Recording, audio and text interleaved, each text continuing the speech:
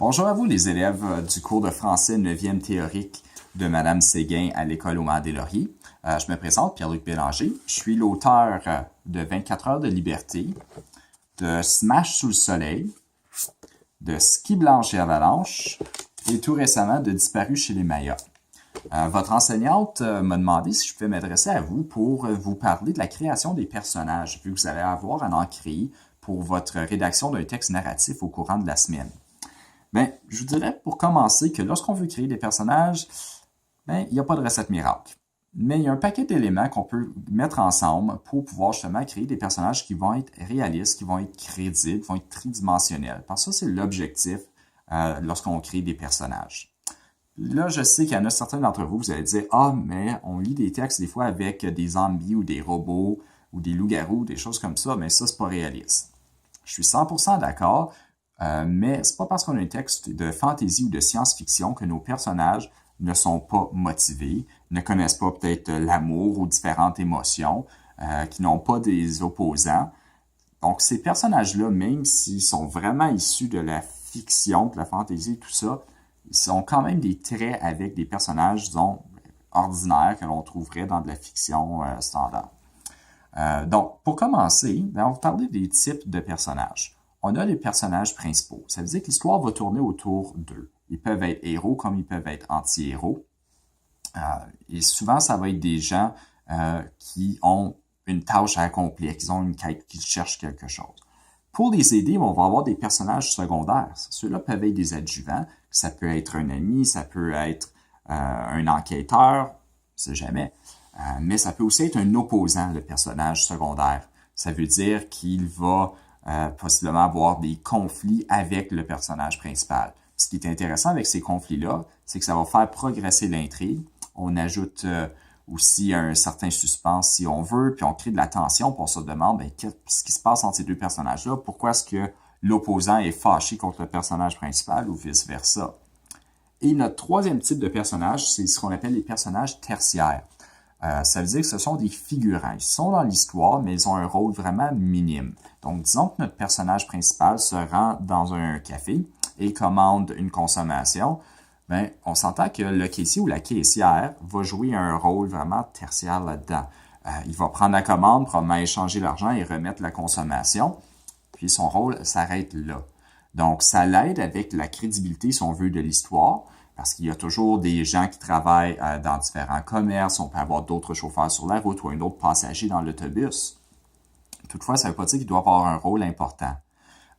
Souvent, lorsqu'on écrit aussi, je dirais que c'est mieux d'avoir pas trop de personnages, parce que souvent, on va se perdre lorsqu'on va se mettre à lire. On va dire, est-ce que c'était ce personnage-là ou ce personnage-là, puis c'est qui lui encore? Surtout, c'est une histoire qui est plutôt longue. Donc, c'est bon quand même de restreindre le nombre de personnages qu'on a à un petit groupe, puis ça donne la chance aussi au lecteur à s'y attacher davantage. Lorsqu'on veut créer des personnages, ben, moi, je trouve qu'il faut commencer avec un nom. Les noms de mes personnages, moi, viennent d'un petit peu partout. Des fois, c'est simplement le nom de quelqu'un que je connais. Je me dis, je vais utiliser son prénom, je vais utiliser son nom de famille, puis je vais le placer dans une de mes histoires. Toutefois, je trouve des noms ailleurs. Je donne un exemple très concret. Hier, je suis allé à l'épicerie et la fille qui travaillait au comptoir avait un petit écusson avec son nom. Et c'est un nom que je n'avais jamais vu avant. J'ai trouvé ça super intéressant. J'ai sorti mon téléphone et j'ai noté le nom. À certains moments, surtout quand j'étais en panne d'idées, si on veut, je feuillette soit des livres de voyage ou des atlas. Je regarde, il y a plein de noms là-dedans. On peut regarder, c'est qui la personne qui s'est occupée de la révision linguistique ou qui a pris la photo qu'on trouve à la page 524. Puis je vais prendre souvent des noms qu'il y a là ou des noms d'endroits, parce que souvent les endroits ont été nommés à l'honneur d'un explorateur, entre autres, ou d'un politicien. Et donc, je prends ces noms-là assez souvent pour mes personnages. Certains qu'ensuite, on veut aussi penser à leur motivation. Donc, qu'est-ce qui les pousse à agir? Est-ce que c'est un parent qui agit pour protéger ses enfants? Est-ce que c'est un jeune homme qui agit par amour pour une jolie jeune fille qu'il a rencontrée récemment? Est-ce qu'il va agir parce que c'est la pauvreté qui va le pousser à agir ou parce qu'il est dans une situation très difficile? Donc, il faut toujours penser à ce petit côté-là de motivation. Puis, je vais vous donner quelques petits exemples aussi. tiré de mon dernier livre, Disparu chez les Mayas, où qu'on va voir justement que nos personnages, on va les décrire d'une façon par rapport aux liens qu'ils tissent avec les autres. On va les décrire par rapport aussi à leur physique. On peut dire, ah ben, lui, il est vraiment beau. Elle est super gentille. Ça nous dit pas grand-chose par rapport au personnage. Il faut ajouter quelque chose d'autre. Puis il y a aussi le côté psychologique. Donc, comment agissent nos personnages lorsqu'ils font face à une situation peut-être hors de leur contrôle ou lorsqu'ils connaissent des émotions vraiment fortes. Donc, je vais prendre Disparu chez les Mayas, puis je vais vous lire quelques petits extraits. Donc, pour commencer, un exemple où on décrit le physique des personnages, puis ça se trouve dans une séquence dialogale. Ça veut dire qu'il y a plusieurs personnages qui sont en train de se parler, puis on en apprend davantage à propos d'un autre personnage qui pourtant n'est pas là présentement. Et toi, Valérie, tu crois que tes parents vont te dire oui juste comme ça? Surtout si Arnaud y va? Tu vois, ma belle, je sais que je vais devoir supplier un peu, mais j'ai un atout de taille. Félix, carré comme une armoire à glace, il ne laissera pas qui que ce soit me faire du mal. C'est vrai qu'il est musclé et beau avec ses cheveux châtains. Jan, tu parles de mon frère, là. Donc, on voit dans cet extrait-là qu'on a appris des choses à propos de Félix, comme quoi qu'il est beau, qu'il a des cheveux châtains, qu'il est carré, qu'il est musclé, puis qu'il n'est pas dans la scène comme tel. Je donne un autre exemple où on parle du physique. Dans ce cas-ci, c'est plutôt dans une séquence descriptive. Derrière leur verre fumé, certains élèves décochèrent des regards exaspérés à leur directeur. Rouge comme un homard en raison d'un sérieux coup de soleil, le bonhomme leur tombait sur les nerfs. Même sa tenue vestimentaire les horripillait. Un short à carreaux assorti d'un polo d'une taille trop petite, des bas dans ses sandales, sans oublier une casquette à l'effigie de Mickey Mouse. Bref, c'était gênant d'être à ses côtés. Donc, dans cet extrait-là, on caricaturise l'habillement du directeur, puis le teint de sa peau à cause du soleil, là, qu'il y a eu des gros coups de soleil, on dirait qu'il s'en est pas aperçu. Donc, qu'est-ce qu'on apprend à propos de ce personnage-là? Ben, c'est quelqu'un qui se soucie peu de son apparence. Donc, c'est avec la description que je viens de partager qu'on découvre ça. Maintenant, je vais vous lire un petit extrait où on parle de lien entre les personnages. Je gage que c'est juste ça qu'elle veut, plus d'attention, déclara Arnaud plus fort qu'il ne l'avait voulu. Quoi? Répète ça, mon écœurant, lança Félix, enragé en s'approchant de l'ancien copain de sa jumelle. Les gars, un peu de retenue, ordonna M. Cadieux. Tu sais bien que ta sœur, la princesse parfaite, veut juste ça, de l'attention. Puis quand elle en reçoit, elle fait comme si elle n'en voulait plus. Qu'est-ce que tu lui as fait? Demanda le jumeau en poussant sur la poitrine d'Arnaud avec les paumes de ses mains. Rien, mais tasse-toi de ma face ou je vais te faire de quoi? Félix, Arnaud, ça suffit. Donc, dans cet extrait-là, on voit justement la tension entre les deux. Il y a le lien qu'ils font partie du même groupe d'ados, si on veut. On voit on apprend que Arnaud, c'est le copain de la sœur de Félix. Donc, il sortait avec Valérie. Puis là, qu'il y a une certaine chicane. Donc, avec la séquence dialogale que je viens de vous présenter, on peut voir ces liens-là entre les personnages. Puis ça, c'est toujours important que ça soit clair pour les lecteurs. Ensuite, je vais vous lire un petit extrait où on voit le côté plus psychologique, si on veut, les personnages. Comment est-ce qu'ils réagissent dans une situation difficile, lorsqu'ils rêvent, quelque chose, des éléments comme ça. En effet, Félix rêvait, mais pas de victoire sportive ou de jolies filles à la plage, bien au contraire. Sujet à d'abominables songes, l'adolescent voyait sa sœur se faire maltraiter, se noyer, mourir. Au troisième cauchemar, il se réveilla en sursaut. Couvert de sueur, il jeta un coup d'œil au lit à ses côtés, en espérant que la disparition de la journée n'ait été que le fruit de son imagination. La place vide à l'autre bout de la chambre fut un dur rappel que sa jumelle avait bel et bien disparu. Déprimé, Félix se leva, passa au frigo prendre une bouteille d'eau et la cala en silence, donnant ainsi le temps à son cœur de reprendre un rythme régulier.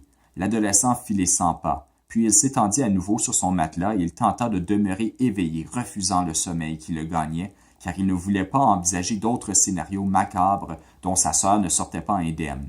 Malheureusement, ses efforts ne furent pas récompensés. Félix s'endormit et se réveilla affreusement angoissé, victime une fois de plus d'un cauchemar. Donc, dans ce passage-là, on voit que Félix rêve, que ça va pas bien pour lui, qu'il sait pas comment réagir, il est angoissé. Donc, tout ça, c'est avec une séquence descriptive. Et je vais vous lire un dernier extrait où on va voir justement un côté psychologique. Cette fois-ci, ça va être avec la narration. Donc, il y a un changement dans ce roman-là. Il y a des changements de narrateur. On a un narrateur qui est omniscient, puis on a aussi une narratrice qui est participante, donc le personnage principal.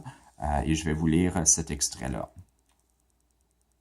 Voilà, une fois de plus, je suis seul dans ma cellule, couché sur mon lit. Wesh! Déjà, je me l'approprie, bien que ça ne fasse même pas 24 heures qu'on me l'impose. Donc, notre personnage ici réalise qu'elle est prise dans un endroit, puis que ça va vraiment pas bien, puis elle est comme emprisonnée, puis elle sent que, waouh, il n'y a pas d'issue de secours là-dedans. Puis elle est en train déjà de se sentir un peu comme si elle est chez elle, malgré qu'on la retient contre son gré. Donc, ces éléments-là, on voit là, que dans sa tête, ça va pas bien, là, il est mal à l'aise, il ne sait pas qu'est-ce qui va se produire. Donc, quand on écrit par rapport à la psychologie des personnages, bien, on veut montrer qu'ils sont des fois à l'aise, des fois qu'ils se sont seuls, qu'ils vivent des moments qui sont pas évidents, qui savent pas comment réagir, qui se sentent adossés contre un mur. Donc ça, c'est tous des éléments qu'on veut observer, qu'on veut peut-être écrire aussi. Donc, en gros, quand on veut créer nos personnages, comme je disais un petit peu plus tôt, il faut penser aux liens, il faut penser aux relations entre les gens, il faut penser au côté physique, psychologique, il faut penser aux noms aussi. Puis, il y a plusieurs façons, si je me répète, là, pour présenter ces éléments-là. Souvent, ça va être avec des séquences descriptives. Toutefois, les séquences dialogales sont vraiment propices aussi à partager des détails par rapport aux personnages. Je pense qu'il est important lorsqu'on crée des personnages, c'est qu'ils soient humains, qu'ils soient attachants à un certain point. Même si c'est des vilains, il y a un côté, des fois, qu'on veut justement encourager le méchant parce qu'on trouve qu'il agit pour une bonne cause ou tout simplement parce qu'il est divertissant. Si je pense à mon roman Ski Blanche et Avalanche, dans celui-là, le personnage principal, Cédric, c'est un mauvais garçon.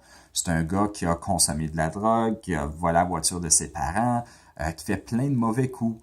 Ben, souvent, les gens vont s'associer à lui pour qu'ils se disent « Ah, moi j'ai déjà fait ça », ou tout simplement ils se disent « Ben, je vais vivre à travers le personnage parce que j'aimerais faire ce qu'il fait. » Il y a une raison pourquoi que les super-héros sont super populaires.